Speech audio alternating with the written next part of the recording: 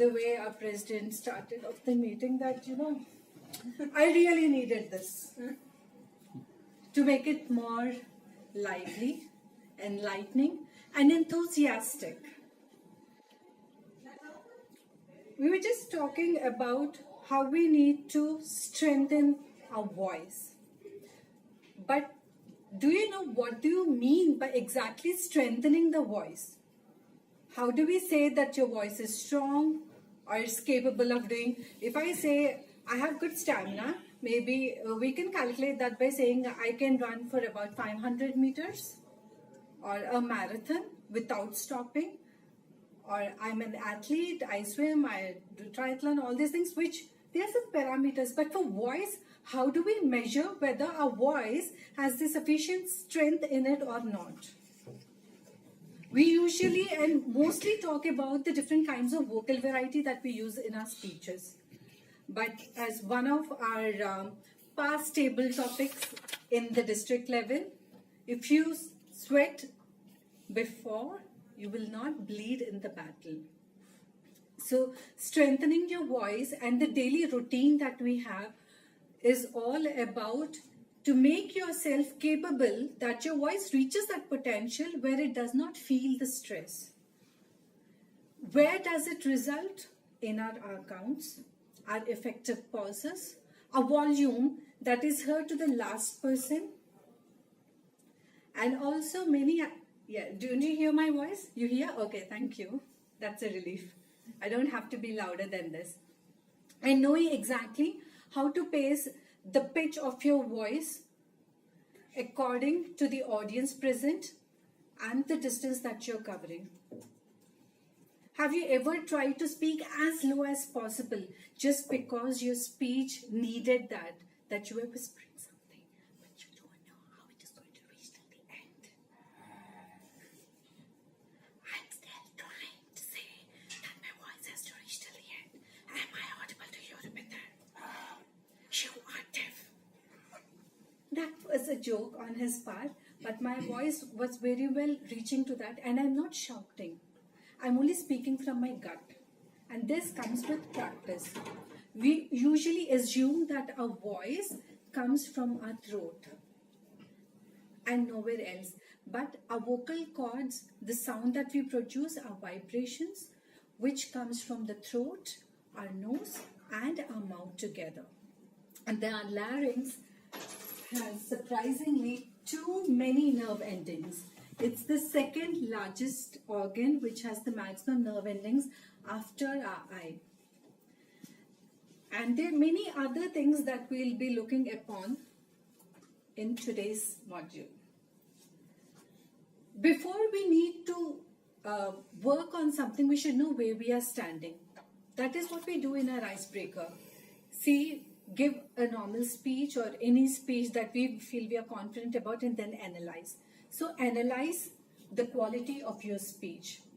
What all do we need in that? Your voice, the volume, the loudness, your breath, how many pauses you're taking, how much, at what extent are you at loss of breath, how many variations can you take, how loud and low can you be, how audible you are, your diction, your enunciations, your pronunciations. Each and every little thing comes in this large scope of how your voice actually is. And then you can work on how to strengthen this. For today's session, we'll be covering only two aspects of it with only two simple exercises for each that we can incorporate in our daily life, which we don't have to set apart longer durations of time. I was already mentioned that the larynx has the second largest number of nerve endings. Also, to speak a single word, 3/4 of our entire body is used. I think that's a lot of weight on for a single word. So anything within that 3/4 goes a little here and there. The way the word sounds is going to change. If I'm going to say yes this way, and if I'm going to say yes this way, there is a difference in the sound that is produced. If I'm stubbing my finger toes because I'm nervous, it will show out. If you have noticed, I just was actually trying to clench my fingers, and you can, I don't know if you could have noticed, but there was some shrillness in my voice. And it is evident. We know only the words are very little part, and it all comes from our body language and the voice. So having an open body language helps a lot in having the openness in your voice. And the best way to start is by relaxing your body. The ABC for a better sound. The sound that we all produces. We see idiot boxes and we are big volume boxes. But we fail to reach our audience, not because of our thoughts, but because our volume is not effective in the way it reaches. The emotion, what I am trying to convey, is not conveyed to my audience. Understand something, your voice has the capacity of whatever emotion that you feel, it can create the similar emotion in the listener.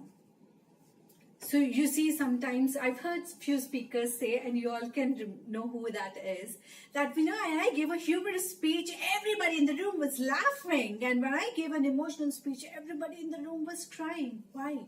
Because the speaker was probably feeling all that emotion that they were transcending to their voice. One is using the vocabulary and your body language and putting it, but these are the triggers that trigger your mind unconsciously. That creates an impact. Alleviate, bolster, and then having sufficient caution. Thank you for that. Your voice reflects the psychological and the emotional state of your mind. So, if I'm sounding low, I'll tell you the reason why I'm after the meeting and not as enthusiastic I'm supposed to be after taking a break of 2 weeks. But it reflects in your voice. That's all I want to say. How do we alleviate our voice? How do we relax our vocal cords? It's a simple everyday thing that we do. And like any other exercise, physical exercise that we do, our vocal cords are also muscles and they need to be taken care of, and in a gentle way. Overdoing doesn't work when it comes to your voice. Yarning. The first thing I did when I came up on stage was to yarn. And I didn't just yarn like yawn openly, but I did raise my head, face the ceiling, and with all my hands open, with my hands all open. That way I'm opening my hands, my lungs are expanding, and when I'm yawning, I'm exhaling more carbon dioxide and inhaling more amount of air to fill in my lungs. So, yawning is the most contagious thing that we've known. And the second one, and this is probably you can do it anytime. If you're tired, you yarn because your body needs more oxygen. And you have to replenish it at the time. So don't hide away or, I do it many times, but that's not the best thing to do. It's just like you sneeze. Don't ever stop it. Do it openly. It's just for good. Next one is to wiggle. How many of you have seen a dog wiggle and felt, oh, we can never do that? But trust me, that's the best thing to do. And I'm going to just show you how you're going to wiggle it on completely. I hope I'm visible now. Once I stand up here, that's why I needed the chair. Raise your hands and leave your hands free. My hands are just free, okay? And now, wiggle it all over your body and keep saying A, E, I, O, U. This is something you'll be doing every single day. What you're doing is you're relaxing every muscle and nerve of your body. At the same time, you're letting your body loose. So you're pushing your blood circulation to the upper portion of your body by bending. And your voice is more clearer. And the reason why we use the vowels, it's most of the vocal exercises that we do, we use the vowels. The A, E, I, O, U. The consonants also play a part, but that will come at a later part. So just wiggle around like a dog. I haven't been so good here, but you can do it in your own privacy and wiggle as much as you want. But make sure you're breathing easy and saying out the words loud with your mouth completely open. The next one is crazy faces. This is just a warm-up. When we told you that a mouth plays an important role, but when I say mouth, it's our lips, our tongue, our jaws. It's again a set of 3. So take out your tongue, touch your nose, try to touch, don't touch it, you cannot.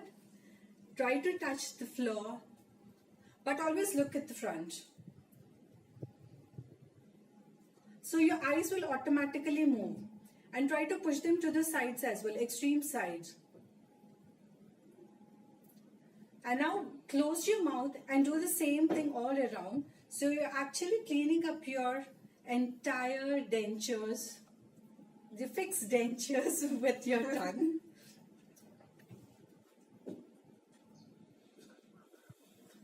Can you reach out to the end of the tongues, cheeks? Yeah, it's nice, right?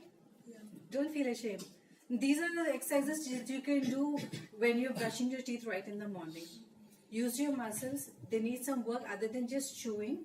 So give them a little bit of warm up every morning. The next part is your jaws. So when you're washing your face, probably in the morning after you brush your teeth, you can just give a gentle massage on your cheeks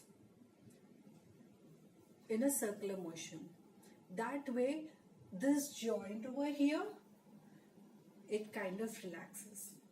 Even when you're angry, when you're anxious, if you rub your jaw, it will release your stress.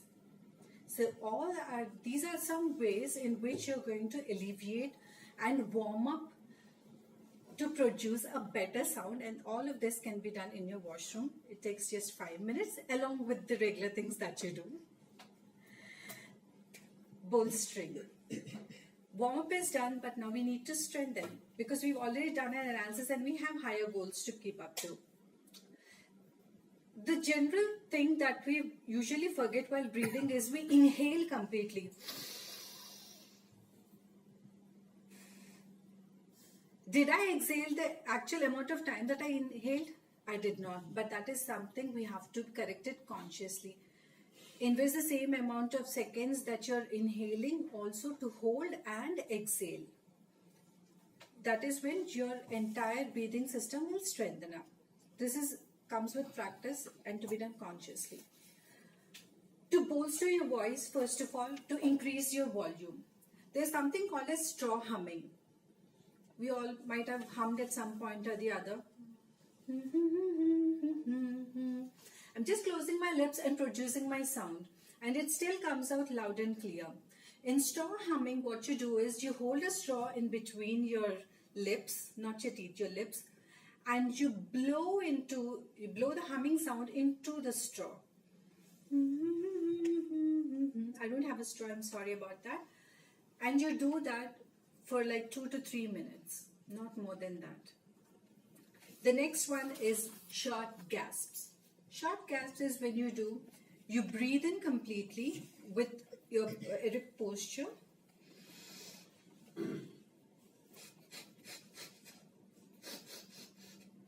I'm inhaling and exhaling with short gasps. It's like I'm going to hit someone with a shot put ball because it can't go too further. This way I am putting more pressure on my lungs. It's not taking too much, but it will have the thrust. This works well when you have to speak fastly without mispronouncing the words.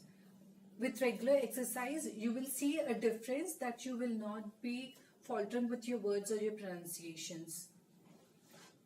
The second part is about articulation, which most of us really, and we have two Nazi grammarians over here today, Rupinder and Roli, and of course some other people, many other people, not just some.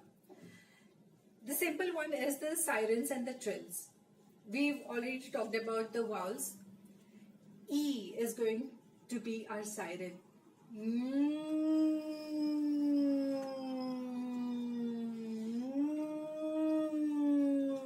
I'm just pronouncing the word E, but with my lips closed, and sometimes I'm opening my lips, but I'm making sure my teeth are always intact.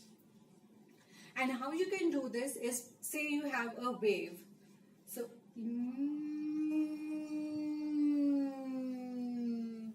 so you can follow literally the wave. When it is going low, go low. When it is going high, go high. This helps in your pitch. And the next one is again with the vowels, but with a G. It's go ga, gi ga, gi ga. I want all of you to read along with me. Goo ga, gi ga, gi ga, ga ga, go ga. Gi ga, gi ga, ga ga, go ga. Goo ga, gi ga, ge ga, ga ga, go ga. You repeat this for like 5 to 10 minutes. This is the only exercise you could be doing for up to 10 repetitions. But the other exercises, please beware, do not overdo. Vocal exercise is not something like muscle building, so do it with a lot of caution. Of course, caution, too much of anything is bad. I'm a little fast over here. Some other good practices that you need to keep in mind when you're talking about improving your quality of voice is first your body weight. You might have seen many world championships, and very few that you could literally count on fingers from the past 80s or 90s would be very few. They are fit. They lose weight because it affects the voice. The fat in the body and the mucus in your larynx, diaphragm, affects your voice. You might have seen some people who cannot roll out their tongue so easily. They cannot pronounce few words like the sir and the sh, the and the. They differ. Why? Because of the thickness of the tongue and some unwanted elements that pile up in your throat. Hydration is a must. So people who smoke, who are avid alcoholics, please beware, it dehydrates your body. And the best way to hydrate is not just drinking jugs of water at once, but to keep it in moderation. And it's also good for your overall health. What you cannot be missing is before you go for a presentation, just before you have your big day of speech, don't do any of the vocal exercises at least right before it. Do it half an hour before. It takes only 5 minutes, but do it half an hour before, because your vocal cords need rest. They need a warm-up. That's all they need, but a regular warm-up, maybe 5 times a week or 3 times a week, is sufficient. Do not overdo that. What you can overdo is probably only the breathing exercises and some things which you can do only with your lips, not with the throat part.